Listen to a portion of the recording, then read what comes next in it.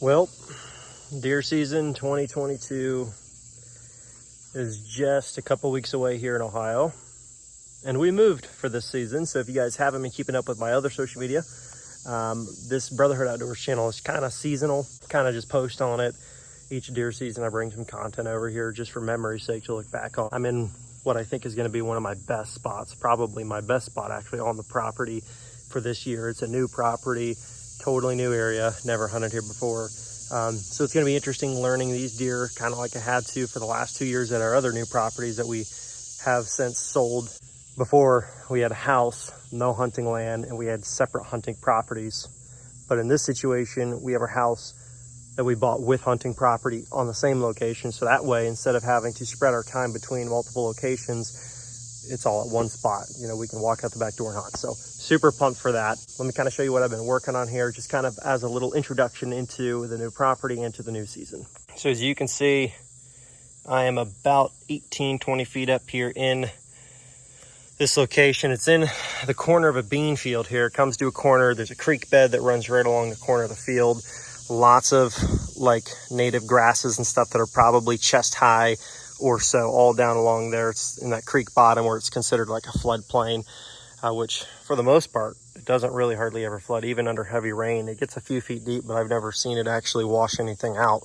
And then it all flows down into this little finger of woods in this whole block of timber that runs along this creek. It's actually only about, I want to say at most 100 yards wide, like the block of timber that runs all along here. So it's a really good pinch point that funnels down, and it really just makes it super nice to be able to funnel these deer down to get you those nice, good close shots.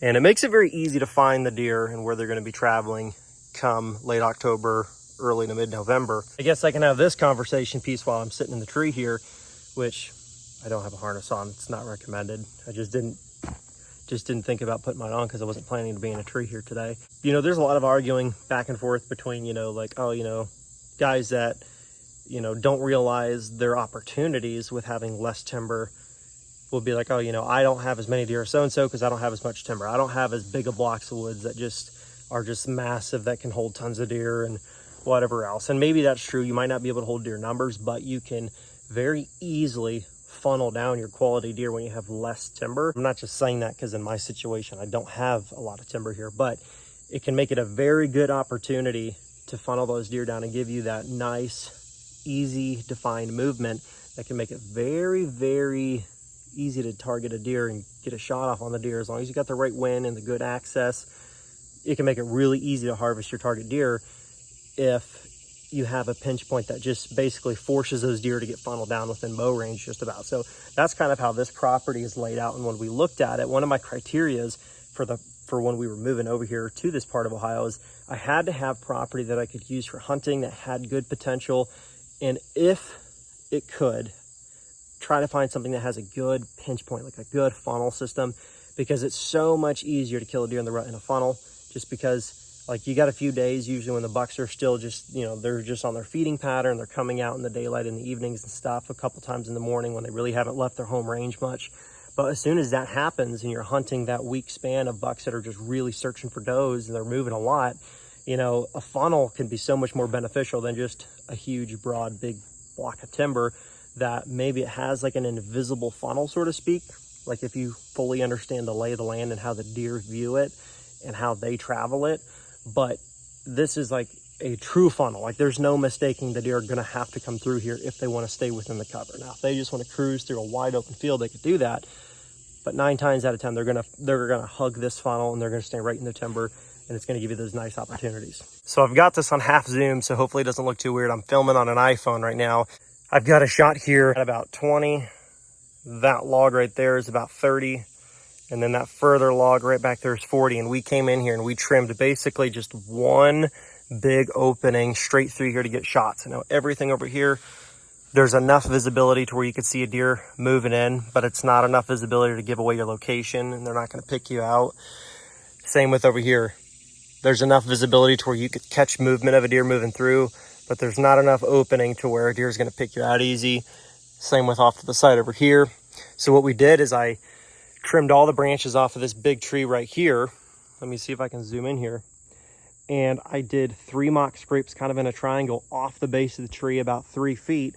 I did a mock scrape there, there, and there. And the reason I did that is because there's 3 trails that intersect right at the base of that tree. There's one that comes from this, crosses this creek bed over behind me, and it comes right up through and it hugs along the side of that tree. There's another one that comes from that direction, hugs the side of the tree and connects to that one. And then there's another trail that comes from over here and it goes right to the base of that tree and funnels out that way and splits this way. So it's like it's like this weird hub location, and it might have been used for a scraping location or just a licking branch location for the deer in this area historically anyway, but it was kind of grown up with briar, so I cut everything back just enough so I could put a few mock scrapes there. You don't need to do 3 necessarily. I just did that in case one was preferred over the others because of the size of the vine or the height of the vine. I put them all in a little bit different height, so that way there was something for the younger deer, fawns, mature bucks, whatever, and just kind of let them pick. But I left them all in the same exact location there because that's where I want my kill shot to be, because I'm wanting my wind to be coming from that direction. Therefore, I want the deer to focus their attention on that direction that I'm hoping for them to come from. And then if you go over to the left, completely do almost a 180 behind me, I trim some stuff back. That way I can get a shot down into there. There's a heavy trail that comes in off that field that follows the creek bed right behind here. And it's not going to be our desired location. The hopes are that the deer favor this side of the creek, but at the chance that they don't, which knowing deer and knowing how it usually goes, there's always a circumstance where it doesn't go your way. Ideally, at least we have an opportunity, about a 10-yard wide gap over there on that trail that moves through, to get a shot. And on the far side of that, it's so thick that the deer don't really travel through it. They kind of bed in there, but they don't travel through it. And then on this front side, it's so thick that they don't travel through here. So there's like one opening that's nice and opened up, and there's 2 trails that come together and they pinch right down to that spot. And so if they're going to come behind me, that's where they're going to go, and that's where I'm going to get my shot. And that's about 30 yards. And if you look behind me, I've got one of my cameras there, which by the way is a Moultrie. And it's supposed to be a Moultrie camera that you can hook up to a cellular modem, and essentially it makes it a cell cam. I started to have some problems with it. I called Moultrie, let them know I was having problems. They tried to diagnose it from their end, looking at the signal strength and the camera and somehow accessing it from my side. And they were like, yeah, your modem has some problems. If you have a receipt, we can just give you a brand new one, send it to you. But if you don't, we can give you 50% off. You can buy whatever you want from our site. I was like, cool. So I ordered 4 brand new cameras, and hopefully they work. I got all of the new Edge 32 megapixel Moultrie mobile Edge cell cam. So hopefully those work and get the job done, because right now I don't have a cell cam back here, and I'd really rather not be back in this spot until I'm coming in to shoot a deer.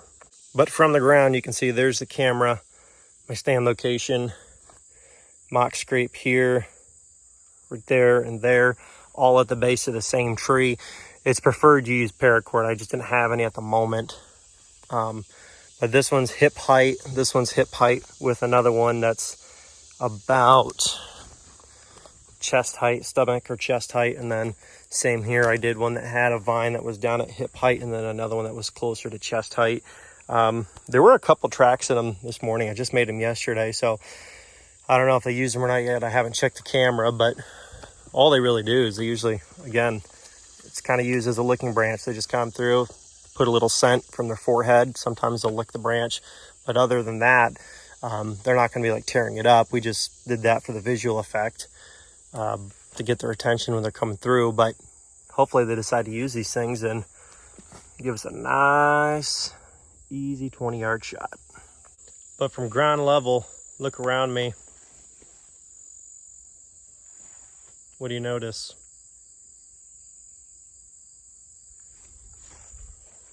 This property is ultra dense. I mean, multiflora rows, just briars and vines, scrubby brush and trees. I mean, everywhere.